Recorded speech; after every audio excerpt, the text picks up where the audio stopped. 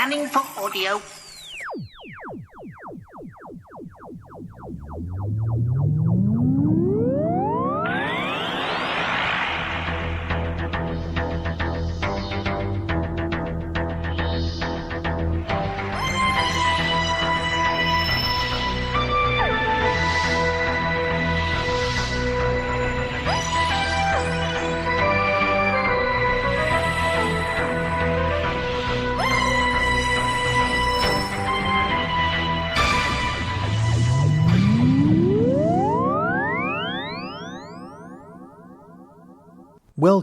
Welcome to a Tin Dog podcast. This time talking about Ascension of the Cybermen, which is episode 9 of TV's Doctor Who. Some people call it series 12. I'd like to call it Jodie season 2 or 2020, episode 9. That kind of works, doesn't it? Now, you're all very familiar with what's been going on TV. You know that it's currently a 2-parter. And in the next few days, well, you'll find out what's happening. There is an argument that says it's almost impossible to write a bad episode 1. I'm not completely convinced by this. But you can see where they're coming from. Basically, the job of the first part is to set up mystery. Now, what they did with this particular thing was have a 2-stroke narrative. It's a game of 2 halves, if you will. First half is continuation of last week's Hunt the Cyberman story. Oh, what's the lone Cyberman going to do? Well, the answer to what the lone Cyberman's going to do is this. He's going to find a derelict spaceship and try and reactivate some Cybermen. So the Cybermen weren't defeated.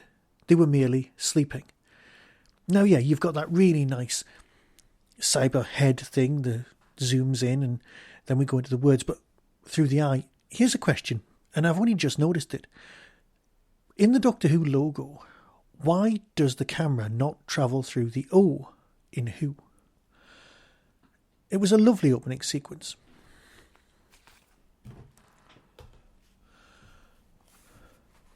It was a truly lovely opening sequence.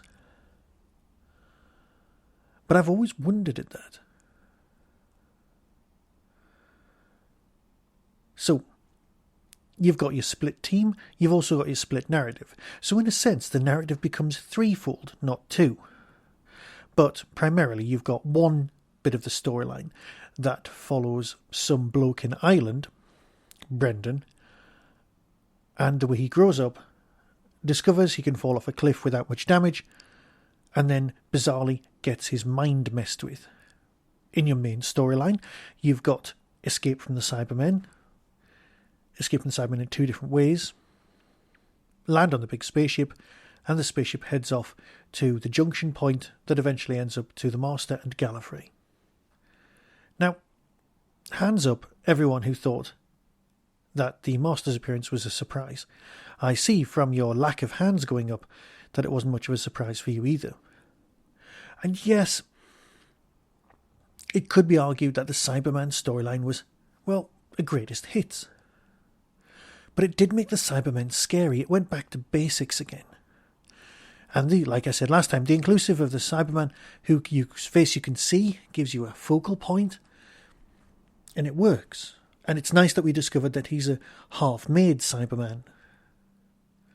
But there's one bit where he's really damaging one of the Cybermen. Is he damaging one of the Cyber Leaders so that the Cyber Leader can't take control and just destroy him? What is he doing? Is this possibly the most important bit of the storyline? I just don't know. Now, if this was old-fashioned Doctor Who, Graham looking at the woman fugitive, or what's the word? She's on the run. She's hiding from the Cybermen, the last vestige of human race. Because Graham looked at her, that would, of course, instantly mean that they're going to have a relationship and he's going to leave at the end of this episode, well, the next episode, with her.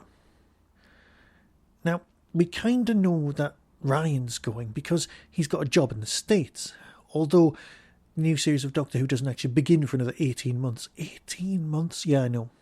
Although I'll tell you one person who's very pleased. That would be my wife. Because, let's face it, I'm not the nicest of persons to live with during the run of Doctor Who on TV. My emotions are shot, and I often worry about such things. Is it just me, or are you the same? Now, arguably, I could have opened this whole podcast with a nice sketch. A sketch where there's an old lady watching TV, watching something like a Catherine Cookson drama, or Call the Midwife. And then the child turns the TV over to Doctor Who, watches some Cyberman story, and then it cuts back to Call the Midwife, or one of those vet programmes with Peter Davison in. That kind of thing. Because it looked so different, the stuff set in Ireland. Now, the voiceover, if you press that button, says that it's 1940s, but it doesn't feel like the 40s. It felt like the 30s to me. Now, another alternative sketch that you could have opened with would have been a court case. Bear with. Because my court case would have opened with, "So, here is the evidence before us, Mr. Chibnall. Gallifrey, isn't that somewhere in Ireland? Is a joke that has appeared many times in the classic series. And also, on the joke front, am I ginger? I always wanted to be ginger, and Brendan is ginger. Now, my third bit of evidence, if my lord would so kindly allow me to do it, would be the Virgin Book Writer's Guide, an obscure tome. Now, do you remember those Virgin books that had the Doctor Who continuing? Well, if you wrote off to Virgin Books and asked for the Writer's Guide to be posted to you, you got it in the post. It was very nice, very pleasant. And then, of course, you realise that writing a Doctor Who book's quite a long task. Wish I'd done it. I wish I'd thrown myself into it, and I wish I'd submitted one, but I never did. Because, let's face it, I am a very lazy man. But in the Virgin Writer's Guide, at the very end of the description about Doctor Who, it says that the human race, eventually, at the end of its time, finds a way of travelling back in time to Gallifrey and becoming the first Time Lords. Only the Doctors are aware of this. This must never be discussed in any of your books. So, those three things combined leave me to conclude that Brendan is the Doctor, that Gallifrey is a place in Ireland, and we all should have spotted this a long time ago. Perhaps. Of course, it wasn't the most perfect of episodes because it was setting up the scene from some other stuff. Those drones were terrible. The Cybermen have got sidekick monsters. They've got the Cybermats. But, you know what? I suppose we have to let it go. The drones that kill all the threats, the gold, the emotion, etc. was lovely. But the end sequence, when the Master turned up, well, I don't know. All of that, of course, is going to be forgiven because of the new cyber design, which is just great. Those cyber warriors, oh, look at them. Yes, there's callbacks to Earthshock, calls back to Tomb of the Cybermen, and it's all just lovely. So, is Gallifrey just somewhere in Ireland? I just don't know. Did he always want to be ginger and then always was? Before his hair turned white? Well, that's another argument for another time. But let's all get ourselves clever agents and violently disagree with each other, shall we? Because that's what we're doing. For a whole week, before Sunday night rolls round and the end of this season on TV. And you never know, Captain Jack will be back next year. In 18 months. Ish. Probably autumn. You wouldn't show a show like this in the summer. Let's hope it moves back to Saturday, shall we? Just for the sake of Radio Free Skara, if no one else. So until next time, be seeing you. Hooverville has moved. The 24th of October 2020 brings with it the best little Doctor Who convention in the world. Tickets available from the Derby Quad website. Guests announcement soon. That was the Tin Dog Podcast.